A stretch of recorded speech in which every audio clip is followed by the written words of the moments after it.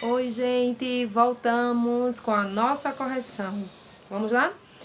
Nessa aula vocês estudaram sobre o ar, né? As propriedades do ar, na verdade, porque o ar a gente já começou na outra aula. Vimos as propriedades do ar e a gente viu que o ar não tem forma definida, o ar ocupa espaço e o ar tem peso. Não esqueçam que vocês vão, como atividade também, gravar para mim só a última propriedade, que é comprovando que o ar tem peso, né? Aquela do balão, do graveto, lembram? Façam, aí antes de estourar o balão, vocês gravem, tá? Porque aí na gravação, para pegar justamente o momento de estourar o balão e a varinha pender, né? Para o lado que vai estar o balão cheio, tá certo? Bom, a página 67 tem um experimento.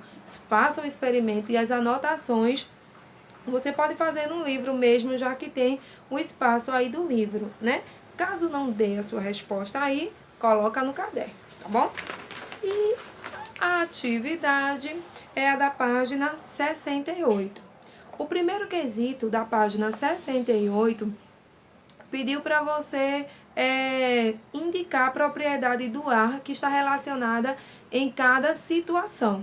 Por exemplo, letra A diz assim: ao colocarmos uma bexiga cheia de ar em uma balança, o valor indicado será maior do que se a bexiga estivesse ou fosse pesada vazia. Que característica é essa que estamos falando aqui nessa situação da letra A? É exatamente que o ar tem peso. A bexiga cheia, o peso é diferente da bexiga vazia, comprovando que o ar tem peso sim. Então, você coloca lá na letra A: o ar tem peso, ok? Na letra B, perguntou o seguinte: ao enchermos um boneco de plástico com ar, o ar fica com o formato do boneco. Então, que característica é essa que está falando aqui na letra B? Justamente que o ar ocupa o espaço, ele adquire a forma do espaço em que é inserido. Ou seja, o ar não tem forma definida, tá certo? Você pode colocar aí: o ar ocupa o espaço em que é inserido, ou você bota: o ar não tem forma definida, que foi a definição que a gente viu na página 65, né? Que o ar não tem forma definida. Vou colocar essa, tá? O ar não tem forma definida, tá certo? O segundo quesito pediu para você marcar V ou F de acordo com cada frase. Por exemplo, a primeira frase diz assim: pressão atmosférica é a força que age apenas, olha o detalhe, apenas nos corpos que estão no nível do mar. Isso é verdade ou é mentira? É verdadeiro ou é falso? Exatamente, é falso, porque a pressão atmosférica é justamente o que vai ser a outra frase. Ela não age apenas nos corpos que estão no nível do mar, não. Vamos ver como. Então, coloca lá F. E vamos para a segunda frase, que complementa a resposta da primeira.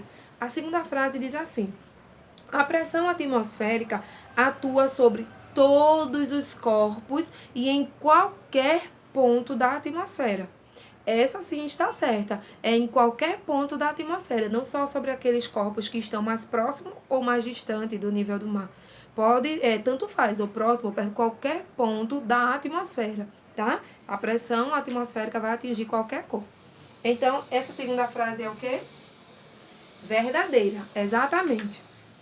A terceira frase diz: os fluidos e o ar dentro do corpo, dos corpos, também exercem pressão. Por isso, não somos esmagados pela pressão do ar. Isso está certo ou está errado? Muito bem, verdadeiro. Coloca o V lá. E a última frase diz que a pressão atmosférica é menor quando as moléculas de ar estão mais próximas. A pressão é menor quando elas estão mais próximas umas das outras? Exatamente. Não. Falso. Se elas estão mais próximas umas das outras, as moléculas do ar, a pressão vai ser maior. Exatamente. A pressão vai ser maior. Terceiro quesito, pedi para você observar a imagem e dizer onde a pressão atmosférica é maior e onde tem menor pressão atmosférica. Ele mostrou uma parte da imagem, está mostrando a setinha aí, indicando uma parte no nível do mar e a outra numa montanha, ou seja, acima do nível do mar. Onde é que tem a pressão atmosférica é menor e onde que a pressão atmosférica é maior? De acordo com o que vimos no conteúdo, a pressão atmosférica é menor na parte mais alta, né? E na parte mais baixa, ou seja, mais próximo do nível do mar, a pressão atmosférica é maior. Então, lá em cima, na montanha, você coloca menor pressão atmosférica. E lá embaixo, próximo do nível do mar, você bota maior pressão atmosférica. Só precisa colocar isso, tá? Então, vamos lá.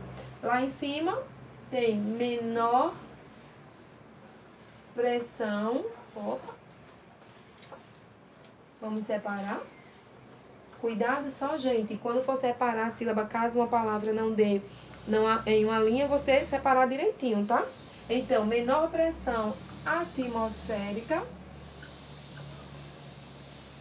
E na parte de baixo, próximo ao nível do mar, vai ter maior pressão atmosférica. Certo isso? Entenderam direitinho? Bom, tem outra atividade também que é para vocês responderem no caderno, não é? Naquela situação dos jogadores que foram jogar na cidade de La Paz. E aí vocês precisam responder, dizer por que é tão difícil jogar nessa cidade, que fica a 3.650 metros de altitude, ou seja, acima do nível do mar. Lembram disso? Façam essa no caderno, respondam direitinho. E é isso. Fiquem com Deus até a próxima aula. Beijos.